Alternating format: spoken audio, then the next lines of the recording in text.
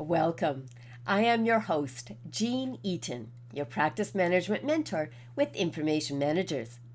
It is my honor and pleasure to be with you today at Practice Management Nuggets.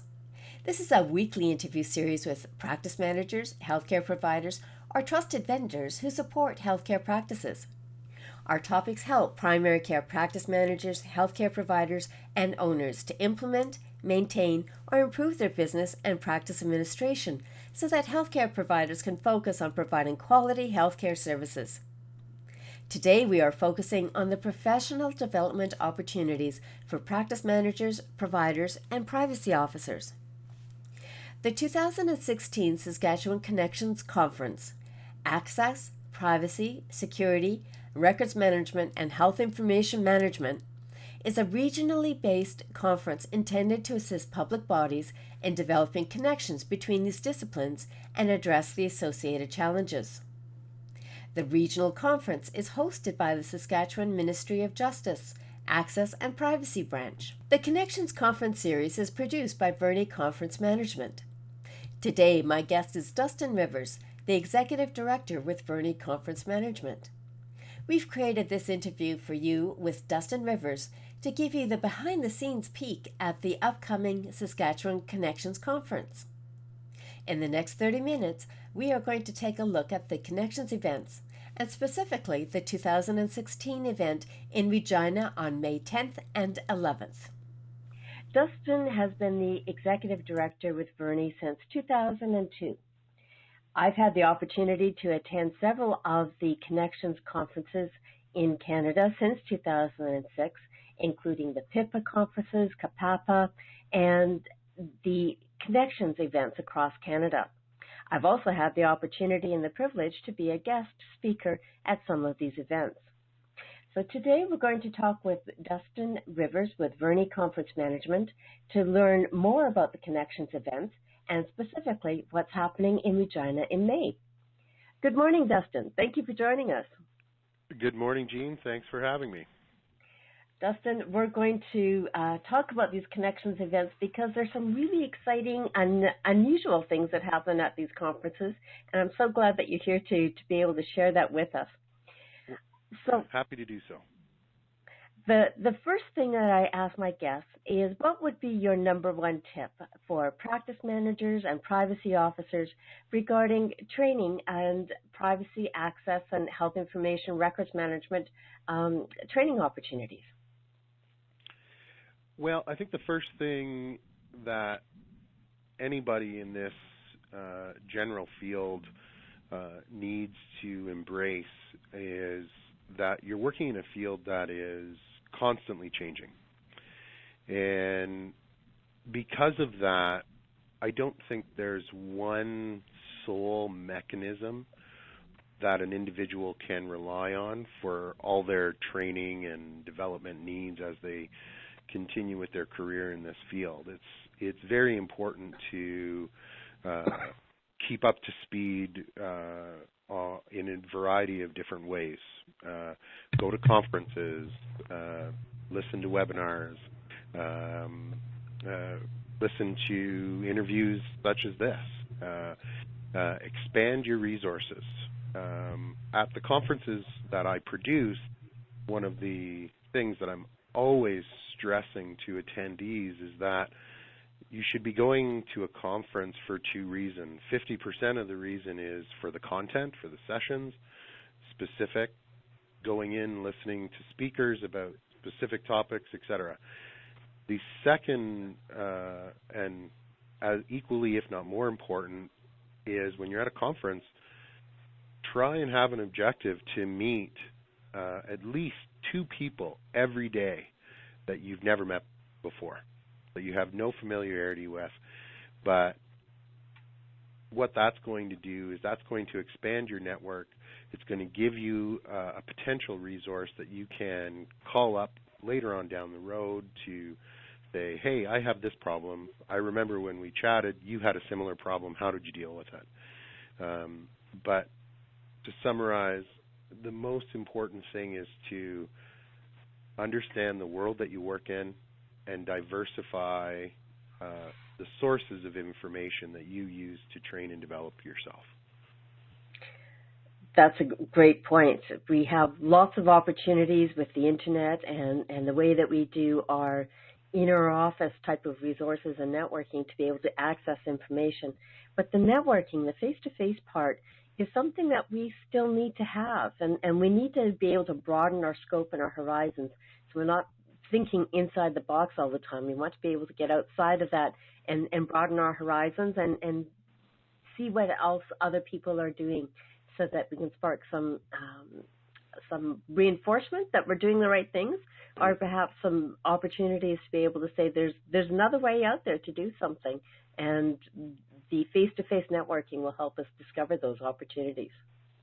Yeah, absolutely. And sometimes even it helps just to have somebody there who's going through the same trials and tribulations that you are going through, so you can sit there and have a conversation about your trials and tribulations, and with somebody who knows how you're feeling.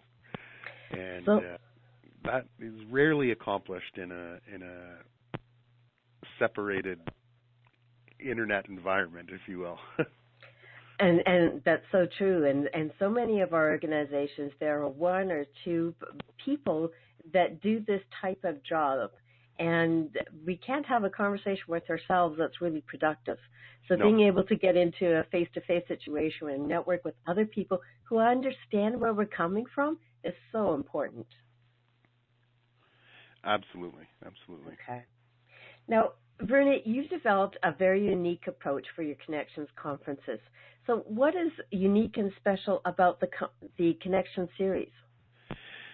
Well, first off, the Connection series. So the Connection series of conferences, first and foremost, are a series of events that are community-based in the jurisdiction in which they occur, yet they follow the same set of development principles, content principles, across the country. Wherever we have an event in this field that's part of the Connection series, they all follow the same mantra. They all have a similar set of themes, but more importantly is that they are all community-based. So the agenda, for example, that you would see in Saskatchewan will be slightly different than the agenda you would see in Ontario, than the agenda you would see in Newfoundland or the Maritimes, or in Alberta at the HIPA conference or the HIPA summit, because the first premise of these conferences is that they're for the community, and therefore the community should dictate what they're about. That being said, why we have a series is that very early on we identified in the public sector that these issues are not unique to a specific jurisdiction or a specific level of government. A founding principle of government in our fine country, if you will, is that we have access to government information. We value the protection of personal information. Therefore, we need sound information security policies and practices. We need sound records management policies and procedures. So what we said was, if this is true in one jurisdiction, then it must be true in the others. And our assumptions were correct.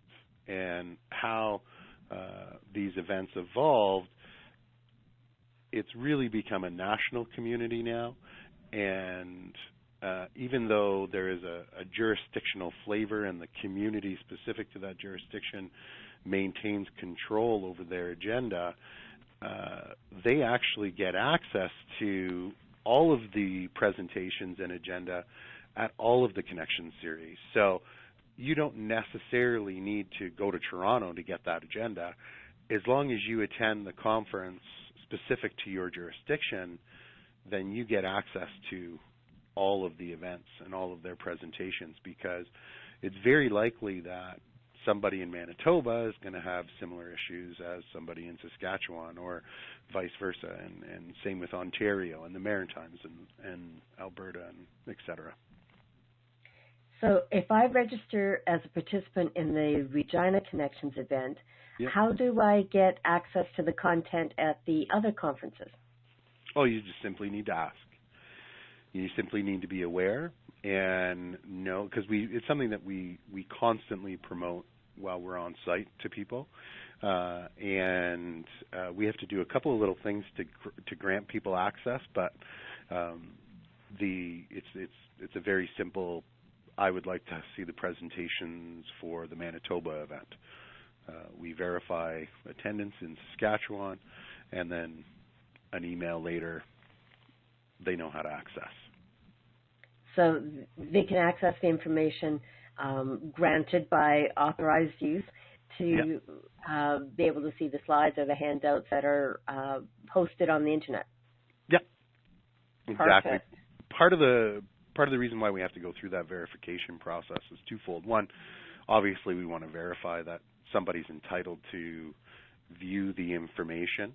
But that being said, access to the presentations are password protected on an event-by-event basis. So that's why we need to go through that verification process and provide access. Okay. So I register and pay my conference registration for the event in Regina, and I have access to how many other events? There would be the specific provincial connections events. There are Saskatchewan, Manitoba, Ontario, Newfoundland, and the Maritimes, so there's 5. There's the HIPA Connections Conference, which is a conference more geared to private sector and nonprofit organizations in Alberta. And then you have the PHIPA Connections Summit, which is an Ontario-based event based on their personal health information protection legislation there. So 7 in total. So I pay for registration for one event. I have all of the on-site networking opportunities, and I get access to 7 connections content. Yes, in that particular calendar year. For that calendar year, okay. Yeah, I would say on occasion that we do skip a year. On occasion. Okay. Yeah, and I should say one more caveat is that you wouldn't get access to optional workshop components of programs. So if there was something on a program that an individual was required to pay extra for, we don't give that away to everybody. Okay. You're looking at the main conference agenda. That is incredible value, and what a great way to be able to understand what's happening across Pan-Canadian. So there are a lot of overlap. There are some unique jurisdictional pieces of information, but you've got a whole variety of different speakers and presenters and content to be able to draw from and pick and choose and find what's applicable for your needs. Absolutely. Absolutely.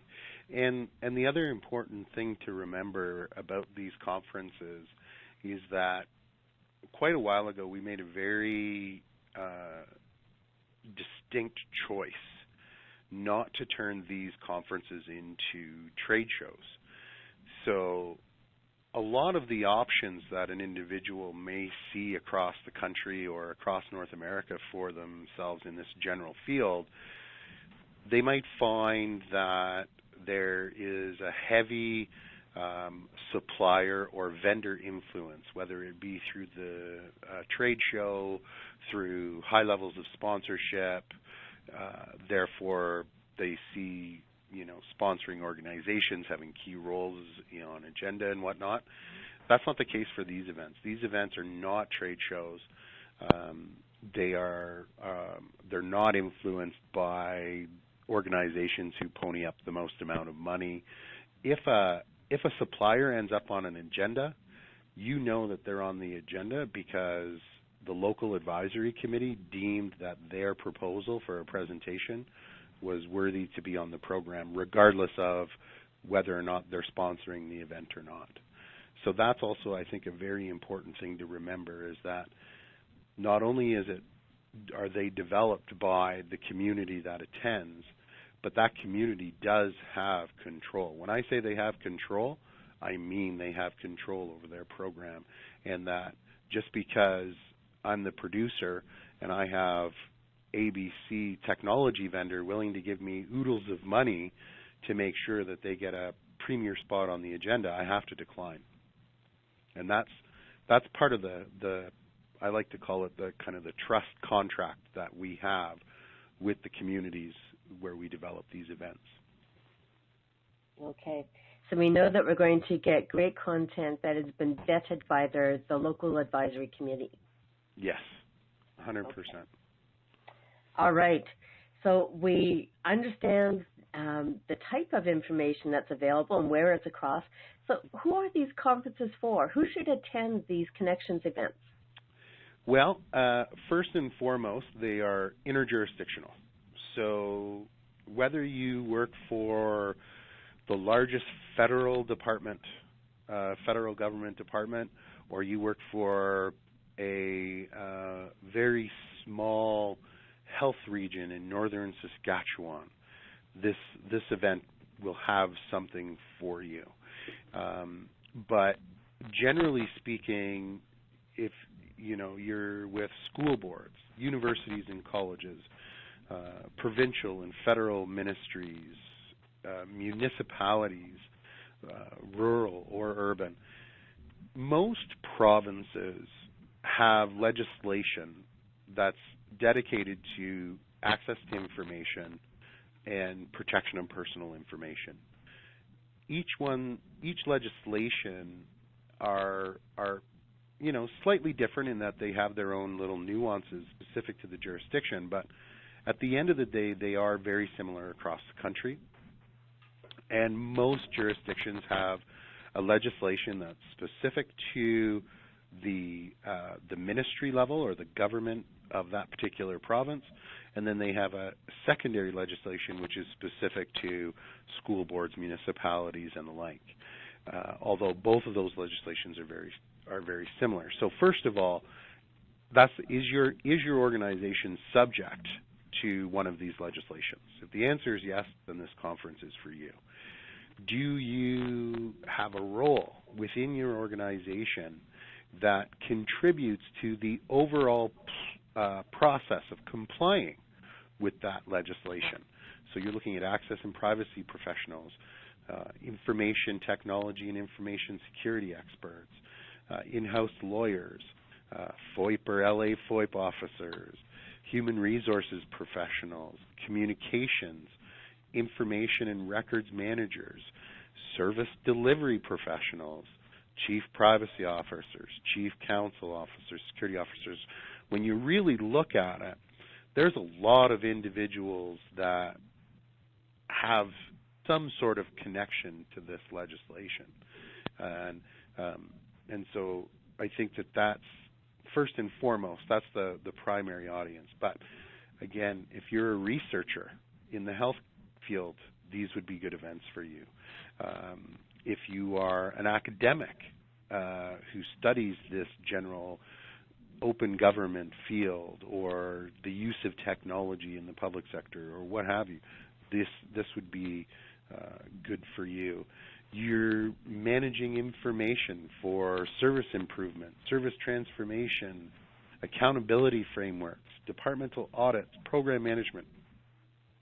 I think when you break it down, really you could make a case for most public sector employees to get something out of this event, given what their specific job is. So, Dustin, would you say it's for public servant employees and private sector as well? Potentially the private sector. I mean, the private sector, well, first of all, I should say, the Alberta event, HIPA Connections Conference, is specific to a legislation that is for private sector organizations. But the events that are specific to specific to public sector legislation, would the private sector get something out of these events? Absolutely they would. If they're a service provider to this community, they would get a far, far better understanding of the environment that they're trying to work in or they're trying to sell to. On the surface, if you were to strip away the motivation of legislative compliance, a lot of the principles contained within the event, a lot of what people are trying to accomplish would be very useful in a private sector context, because you're looking at information management, you're looking at records management, you're looking at data management. And in today's environment, well, regardless if you're a small web-based company or a very large government department, you have requirements to manage information and protect the personal information that you're collecting. And therefore, regardless of legislation, I think you have a duty of care. When you collect that information, there's a duty of care you need to fulfill. And if you're not fulfilling that, well, you're going to be in big, big trouble. So could a private sector individual who's maybe not a supplier to this general community benefit from a conference like this? I think so. Okay.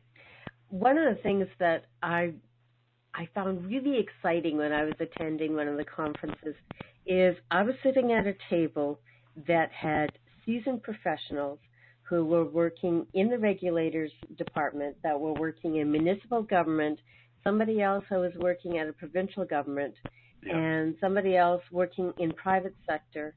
And there was somebody else who had come to the table who was told just last month that they are now the privacy officer for their organization, and they had no experience whatsoever. What a fantastic opportunity for that person to be able to walk into this conference and just be a sponge and absorb all of this information, all the networking, all the resources, and all the different points of view. And everybody was open and responsive and, you know, willing to share information with each other. It was such a nurturing environment, and I learned so much.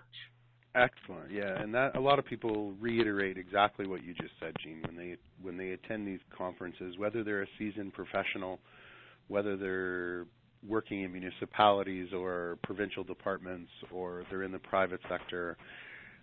A lot of these individuals come at this field in a similar fashion, in that they were doing a job and somebody walked into their office and said, this is now part of your responsibilities.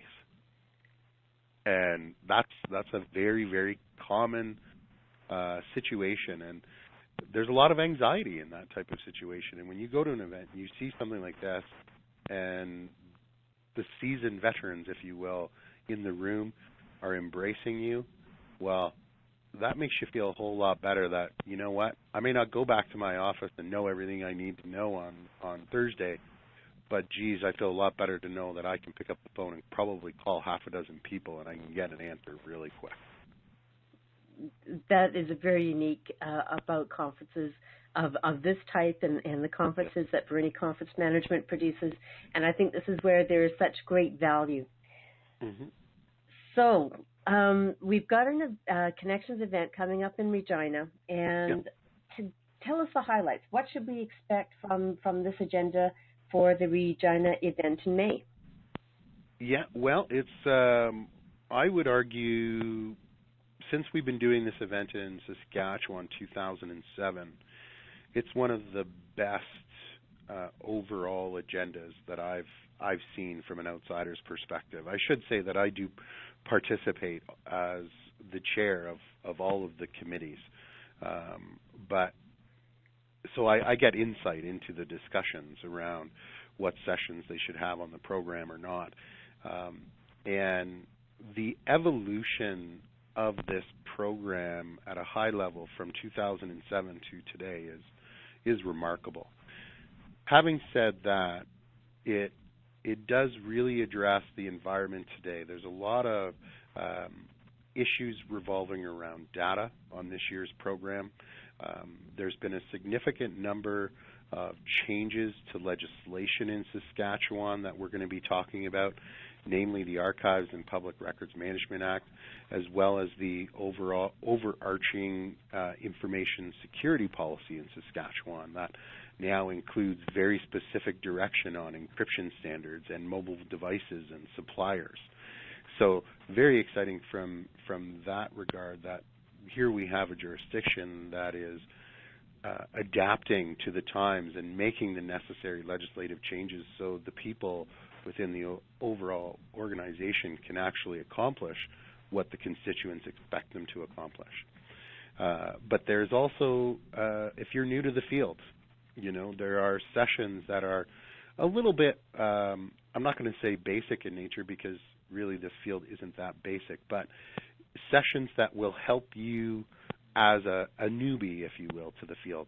And then there's also sessions that speak to the larger or the more seasoned professional as well. So it's interesting stuff there. We're very excited to have a gentleman joining us, Colin Bell, who's the Director of Enterprise Architecture and IT at the University of Waterloo, who's going to be talking about their data management framework policy, which is quite exciting. The one thing I should say about that is that it's not an academic presentation. This is how, it's not a researcher coming from the University of Waterloo to talk about this. This is how the university manages this themselves. And I'm sure you can imagine in a research academic-based institution the amount of data that's floating around, which is always a big deal for public sector institutions these days, especially when they're considering proactive disclosure. Then we're also very, very excited to have joining us Brian Beamish, who's the relatively newly appointed Information and Privacy Commissioner from the province of Ontario, will be joining us. And he'll be joining Saskatchewan's Commissioner, Ron Kruzeniski, and they're going to do a bit of a bear pit type of session and have two commissioners tackle some of the hotter issues that we are seeing in both Saskatchewan and Ontario, not the least of which would be the issue of snooping in health information management. We're also very excited to have Justin Longo, who's the Cisco Systems Research Chair in Big Data and Open Government, who with the Johnson Shoyama Graduate School of Public Policy at the University of Regina. He's quite an individual, and really he focuses on talking to governments about how they can use the platforms that are out there to accomplish the concept of open data and open government.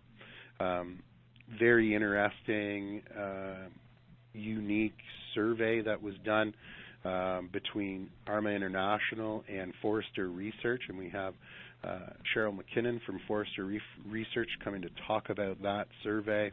And then finally, we have, believe it or not, Tourism Saskatchewan is doing the closing keynote, and they're going to be talking about establishing a social media policy that works for your organization, something that almost every public sector organization is struggling with these days. They want to participate in social media. It's how their constituents want to engage with them. But because of the nature of social media, the immediate aspect of it, you have to be very careful in a public sector context. And so naturally risk-adverse public sector organizations are struggling a little bit in how to leverage that. So people are very excited about that. And then, again, there is 20 different breakout sessions that people will get to choose from over 2 days. Everything from where did I put that paper, Municipal Records Management 101, to digital forensic investigation of a data breach. And it seems about everything, everywhere in between. We have some optional workshops that are talking about EDRMS implementations, which anybody who's been involved with something like that knows it's quite a challenge. We're going to be talking about privacy auditing solutions. We're going to be talking about a 4-step response to a privacy breach. Wink, wink, nudge, nudge. That's going to be delivered by Gene Eaton. And then we're doing some boot camp stuff, some access to information boot camp, or as the instructor likes to call it, group therapy. So I think it's a very diverse and excellent program, and speaks to kind of what public sector institutions are facing these days in this general field. And we have great note-keeping aids to help us collate all this information. It is a very exciting agenda. It's everything from paper to technology. It's the routine things that we have to do in our practices, and also some of the non-routine and some of the futuristic things, some very practical approaches. And those are, for me, key criteria about whether or not I decide that I'm going to go to attend to a conference. I don't want to hear about something that I'll never do. I want to be able to hear about things that are practical, that I'm going to have some experience with, or to be able to have a better understanding about, so I can do my job better. Absolutely, and that's what we strive for on every single one of these programs across the country. Okay. Now, Verney Conference Management has a unique approach about putting together an attendee justification toolkit. What is that about? Well, the attendee justification toolkit is, well, first and foremost, it's a tool that we put out there for potential participants that are considering attending, to help them, first and foremost, justify their attendance to their bosses. We all know that training budgets are either at an extreme premium or virtually non-existent in the public sector context. And if you want training dollars from an organization in today's day and age, you need to have a sound business case. And you need to be able to go into your manager's office and say, I want to go to the conference. This is why. This is what it'll cost me. And this is the benefit of me going to this conference to the organization. So first and foremost, that's what it's for. The other benefit of the tool, I find, is it's outside of it being a justification toolkit, or you could also call it a organizational ROI toolkit for my attendance at a conference, but it also forces an individual to take a look at a program and an agenda and start planning their experience before they get on site. Too often, we see somebody come to a conference, they registered, and once they've registered, they never go back to the conference website. They show up on site, and they don't even know what breakout sessions they're going to attend. And I certainly understand the mentality, but at the same time, I think that individuals, if they continue to do that, they're going to do themselves a bit of disservice, and they're not going to get the most out of a conference that they potentially could. The Attendee Justification Toolkit helps you plan your experience. Any good plan is malleable and is subject to change, but doing a little bit of work on the front end and planning your experience, planning the sessions you're going to go to, start identifying speakers that you may want to talk to at lunch or this, that, or the other thing, is going to ensure that your experience is maximized and that you are genuinely going to get the most out of it, not only for yourself, but the organization that's sending it. Okay.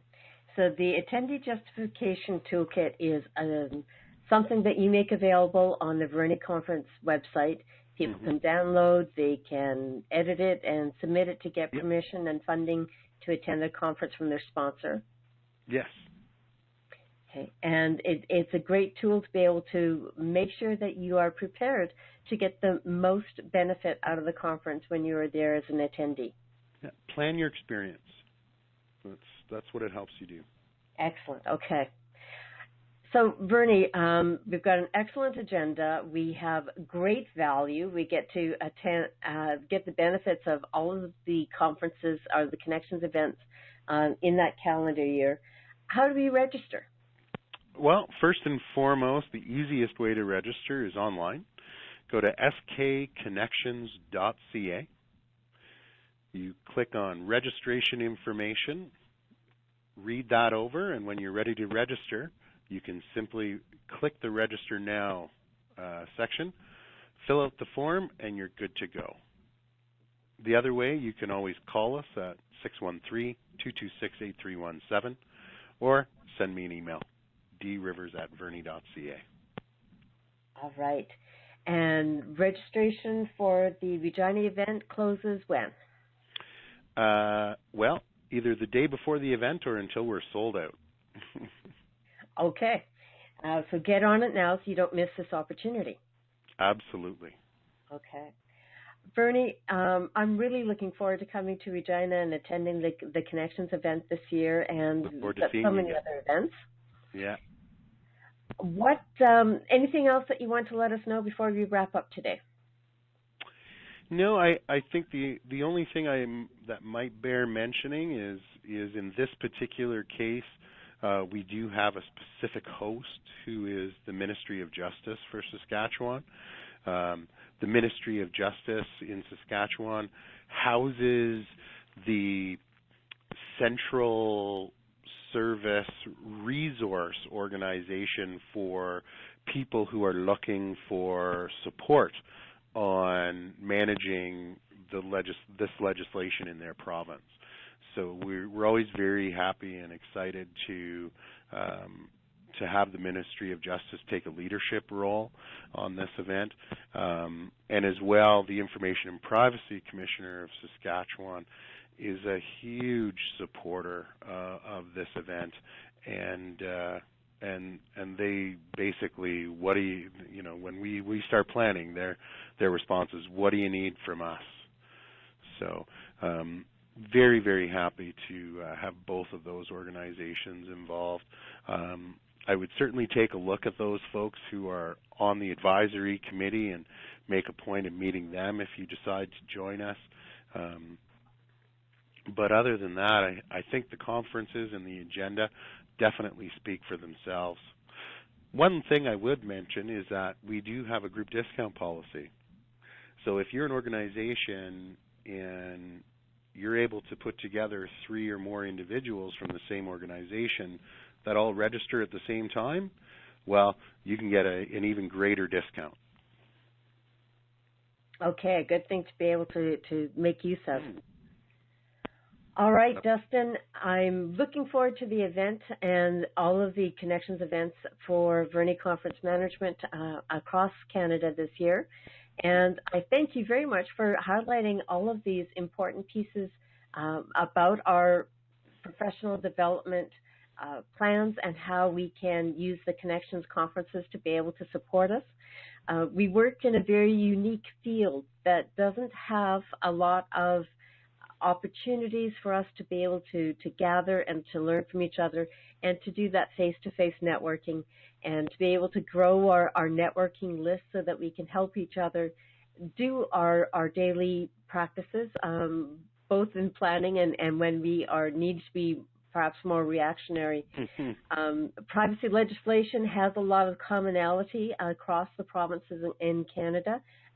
Attending your regional event will help you understand the nuances of your particular jurisdiction area.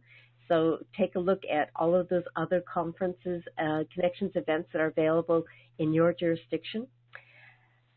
Dustin, thank you very much for joining us today and letting us know about this opportunity, and I look forward to seeing you in Regina in May. Thank you, Jean, and definitely look forward to seeing you again in Regina. Okay. This is Jean Eaton, your practice management mentor. I'm so delighted that you've joined us today, and I'm looking forward to meeting you at one of our Connections events. Stay tuned for our next Practice Management Nugget event coming to you usually on Thursdays. Stay tuned.